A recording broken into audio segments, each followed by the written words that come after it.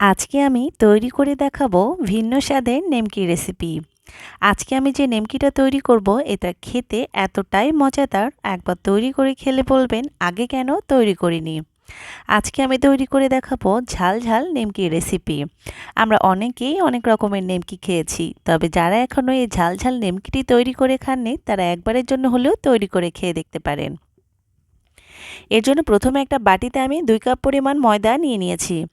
সাথে দিয়ে দিচ্ছি 2 চা চামচ পরিমাণ লবণ, 1 টেবিল চামচ পরিমাণ চিলি ফ্লেক্স, 1 চা চামচ কালো জিরা, 1 চা চামচ ভাজা জিরা। সাথে দিয়ে দিচ্ছি 1 চা চামচ পরিমাণ চিনি।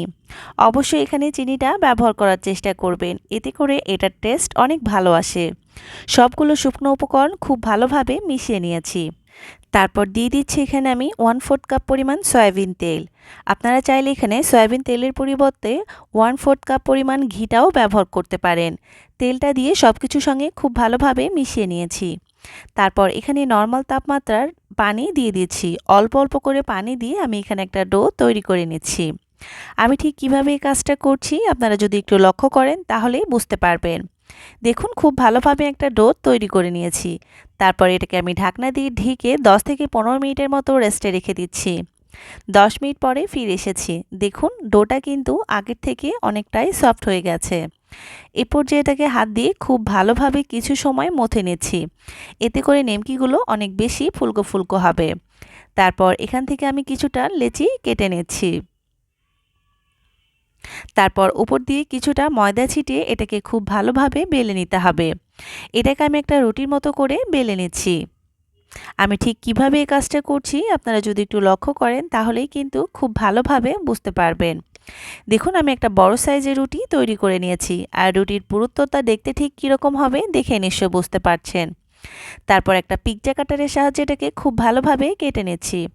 আপনারা চাইলে ছুরি দিয়েও কিন্তু এই কাজটা করে নিতে পারেন। আমি ঠিক কিভাবে নিমকিগুলোকে কেটে নিচ্ছি মুখে বলার চেয়ে আপনারা যদি একটু লক্ষ্য দিয়ে ভিডিওটা দেখেন তাহলে কিন্তু খুব সহজেই বুঝতে পারবেন। দেখুন আমি সবগুলো নেমকি কেটে নিয়েছি। নেমকিগুলোকে আমি ডায়মন্ড কাট করে কেটে নিয়েছি। আর এগুলো কিছুটা বরফির আকারের কিন্তু হয়েছে। দেখে নিশ্চয়ই বুঝতে পারছেন ঠিক কীরকমটা হয়েছে। আর এই একইভাবে কিন্তু আমি সবগুলো নেমকি তৈরি করে নেব।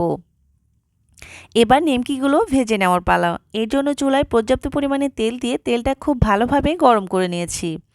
এবার গরম তেলের মধ্যে আমি নেমকিগুলো দিয়ে দিচ্ছি। তারপর 2 থেকে 3 মিনিট অপেক্ষা করে এটাকে খুব ভালোভাবে নেড়েচেড়ে ভেজে নিতে হবে। এই পর্যায়ে কিন্তু চুলার জাল মিডিয়াম লোতে রেখে এগুলোকে ভেজে নিতে হবে। এতে করে নেমকিগুলো অনেক বেশি মুচমুচে এবং ভেতর থেকে অনেক বেশি খাস্তা হবে। দেখুন দেখে নিশ্চয়ই বুঝতে পারছেন আমার নেমকিগুলো কিন্তু ভেজে নেওয়া হয়ে গেছে। এবার দেখুন দেখতে কতটা সুন্দর হয়েছে। আমি কিন্তু সবগুলো নেমকি ভেজে উঠিয়ে নিয়েছি। এই নেমকিটা খেতে যে আসলে এতটা মজাদার একবার তৈরি করে না খেলে কিন্তু আপনারা বুঝতেই পারবেন না।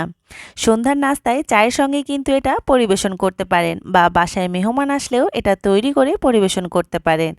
আশা করি আজকের সহজ রেসিপিটা আপনাদের কাছে ভালো লেগেছে।